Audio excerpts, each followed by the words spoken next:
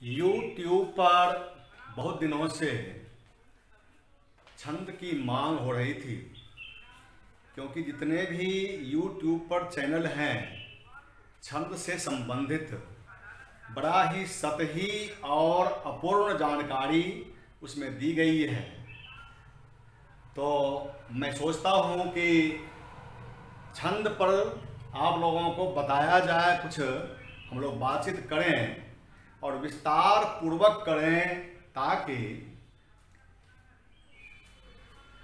जो परीक्षार्थी हैं उनके लिए भी फायदेमंद हो और जो व्यक्ति छंदोबद्ध रचनाएं करना चाहते हैं उनके लिए भी आसानी हो छंद सीखने में, छंदोबद्ध रचना करने में। तो लीजिए, प्रस्तुत है छंद का पहला पाठ, जो भूमिका के स्वरूप है, यानी विषय प्रवेश आज हम कर रहे हैं। जिस काव्य में यति गति का नियम हो, चरणांत में समानता हो, मात्राओं एवं वर्णों का एक निश्चित क्रम हो, वह छंद कहलाता है। यानी छंद के लिए यति गति का नियम होना आवश्यक है, चरणांत की समानता और मात्राओं एवं वर्णों का एक निश्चित नियत क्रम बहुत ही जरूरी है। कुछ पारिभाषिक शब्द हैं, जैसे गुरु वर्ण। तो गुरु वर्ण किसे माना जाए? जितने भी दीर्घाक्षर हैं उनको गुरु माने। संयुक्ताक्षर वर्ण के पूर्व के जो वर्ण हैं उसको आप गुरु माने। अनुस्वार वाले और विसर्ग वाले को भी आप गुरु वर्ण माने। और इसका संकेत अंग्रेजी का एस जैसा है, या संस्कृत का अवग्रह चिन्ह जो होता है वही इसका संकेत है। गुरु वर्णों में दो मात्राएं होती हैं। देखिए यहां दिया हुआ है उदाहरण में कोना। तो को दीर्घ वर्ण है और ना भी दीर्घ वर्ण है, इसलिए इसमें ये चार मात्राओं वाला यह एक शब्द हुआ। दूसरा है अच्छा। अच्छा में आप देख लीजिए कि ओ हालांकि ह्रस्व है, लेकिन आगे का वर्ण जो है वह संयुक्त है, चौ छ से संयुक्त हुआ है, इसलिए ओ भी दीर्घ हो गया। चौ में कोई मात्रा नहीं हुई और छा में दो मात्राएं हुई। कंगाली में देख लीजिए, को में अनुस्वार है, दो मात्राएं, गा में दो मात्राएं और ली में भी दो मात्राएं। दुखी में देखिए आप, यहां विसर्ग का प्रयोग किया गया है, इसलिए यहां भी दो मात्राएं और खी में भी दो मात्राएं। लघु वर्ण, ह्रस्व वर्ण को लघु वर्ण माना जाता है। इसमें एक मात्रा होती है और इसका संकेत है पूर्ण विराम का जो चिन्ह होता है, यानी पाय, खड़ी पाय, यही इसका चिन्ह है।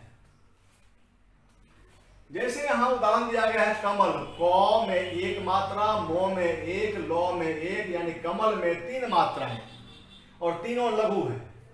वैसे ही करतल में को में एक, रो में एक, तो में एक, लो में एक, ये चार मात्राओं का एक शब्द हुआ।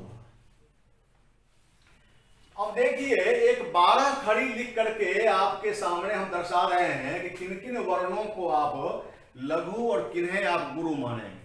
तो देखिए, इसमें क है लघु 1, का है दीर्घ 2, ये गुरु वर्ण हो गया। की ह्रस्व हो गया। क में दीर्घ इकार, यह दीर्घ हो गया यानी गुरु हो गया। फिर यह ह्रस्व हुआ, यह गुरु हो गया, यह ह्रस्व हुआ, यह गुरु है, गुरु है, गुरु, गुरु, गुरु और गुरु, ये बाकी सारे गुरु हो गए। तो क, की, को, क्री, ये सारे वर्ण लघु हुए और बाकी सब के सब गुरु वर्ण हुए। छंद विधा में, छंद शास्त्र में लिखने वाले के लिए हमारे छंद शास्त्रियों ने एक बड़ा ही सरल नियम बताया है। कहा है कि यदि आप छंदोबद्ध रचना रच रहे हैं, लिख रहे हैं, और उसमें एक दो मात्राओं की कमी बेसी हो रही है, घट बढ़ रही है मात्रा, तो इसके लिए एक फॉर्मूला दिया, एक सूत्र दिया। रीतिकारों ने कहा कि आदि मध्य अवसानेषु, आदि मध्य अवसानेषु मनोतु गुरु लाघवम, यानी आदि वर्ण, मध्य वर्ण या अंतिम वर्ण, अवसान के वर्ण, यदि मात्राओं में कमी या ज्यादा अधिकता हो रही है तो आप गुरु लघु मान सकते हैं। जैसे अब इस संदर्भ में मैं एक चर्चा करना चाहूंगा। बसंती हवा कविता की कुछ पंक्तियों को पर ध्यान दिया जाए। जैसे दिया हुआ है कि पहर दो पहर क्या अनेकों पहर तक, तो पहर दो पहर क्या अनेकों पहर तक, आप सब जानते होंगे कि अनेक शब्द विशेषण के रूप में, संख्यावाची विशेषण के रूप में वह बहुवचन है, अनेक का ही प्रयोग होता है, यानी एक का बहुवचन रूप अनेक होता है। परंतु यदि वह सर्वनाम के रूप में आता है तो अनेकों का प्रयोग भी देखने को मिलता है, जैसे अनेकों ने ऐसा कहा है। तो खैर उन बातों को छोड़िए, यहाँ पंक्ति में अनेकों पहर, यानी अनेक के बाद पहर आया है। स्वाभाविक है कि अनेक जो है वह संख्यावाची है यह, तो ऐसी स्थिति में अनेकों का प्रयोग वर्जित था, होना नहीं चाहिए, लेकिन मात्राओं को मिलाने के लिए वहां पर ऐसा कर दिया गया, तो इस तरह की छूट रहती है।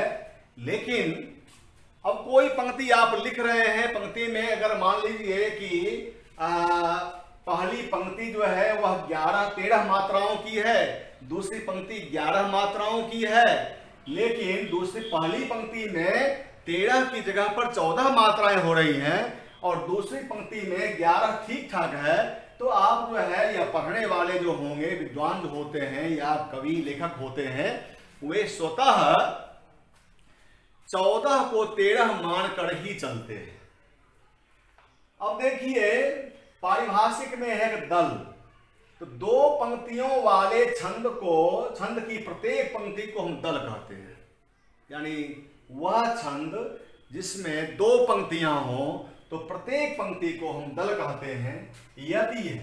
तो छंद शास्त्र में विराम को यति से संबोधित करते हैं, उसको यति कहा जाता है। इसके बाद है समचरण, छंदों के दूसरे और चौथे चरणों को हम समचरण कहते हैं, और ठीक प्रथम और तृतीय चरण को हम विषम चरण कहते हैं। तो समचरण क्या है, विषम चरण क्या है।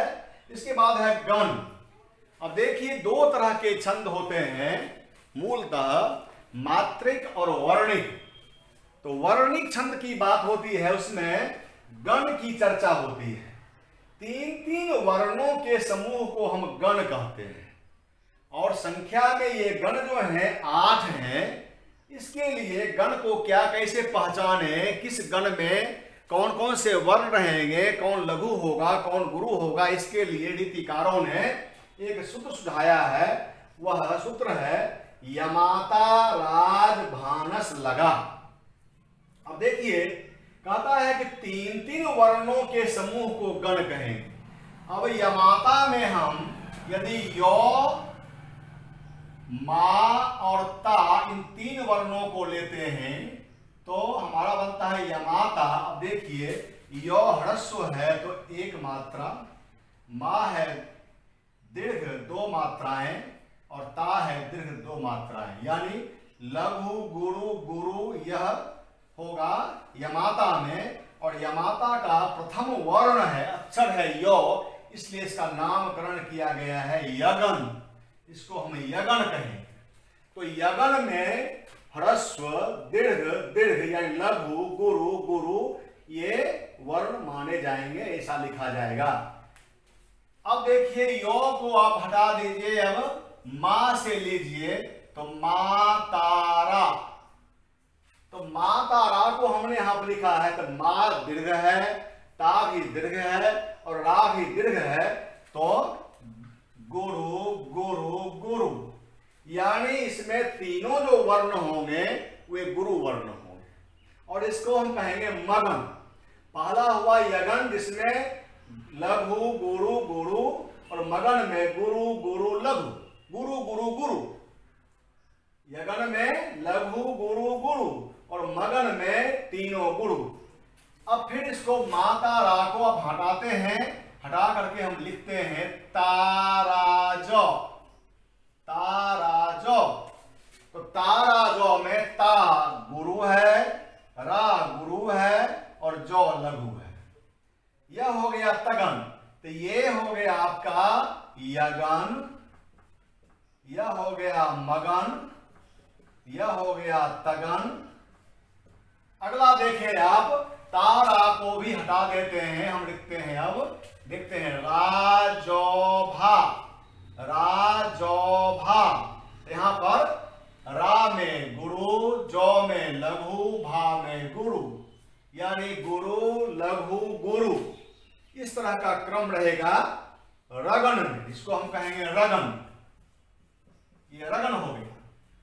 अब फिर इसको हम हटा देते हैं रा जो भा को, अब लिखते हैं जो भानो, जभान।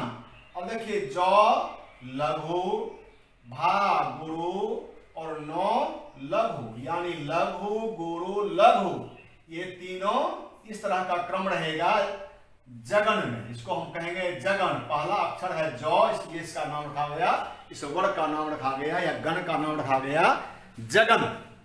जैसे आप देखते हैं कि हिंदी वर्णमाला में भी क से शुरू होने वाला जो स्पर्श व्यंजन है उसको कवर कहते हैं। चौ से चवर, टो से टवर, तो से तवर, पौ से पवर। तो यहां वहां पर 5 वर्णों का ग्रुप है, गण है, समूह है, और यहां पर 3 वर्णों का है। अब देखिए इसको भी हटा दीजिए आप। अब लिखिए भा नौ सौ। तो भा नौ सौ में हम देख रहे हैं कि भा में गुरु, नौ में लघु, सौ में लघु, यानी भगन जो है, इस भगन में पहला है गुरु और बाकी 2 है लघु। इसके बाद है भा 900 को हटाते हैं, लिखते हैं 916। ये 3 वर्ण लेते हैं 916।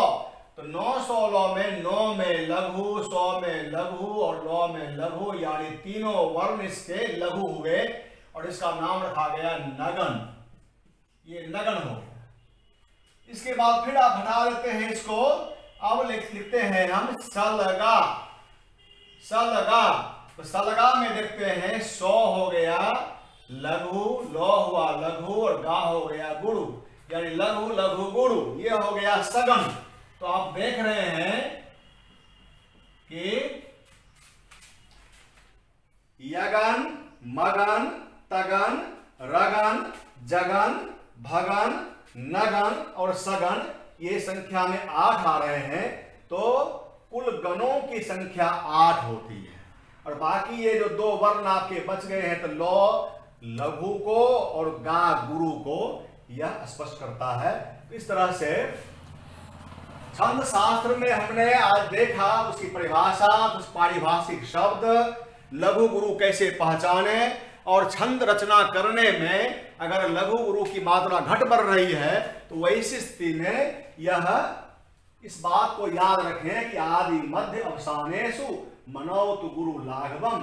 और ये गुरु वर्ण कैसे पहचाने, तो देखें दीर्घाक्षर को, संयुक्ताक्षर के पूर्व के वर्ण को, अनुस्वार को और विसर्ग वाले वर्ण को हम गुरु मानेंगे, और बाकी सारे जो ह्रस्व वर्ण वाले हैं, ह्रस्व हैं, वे सारे के सारे लघु वर्ण हो जाएंगे। तो आज के लिए इतना ही, धन्यवाद।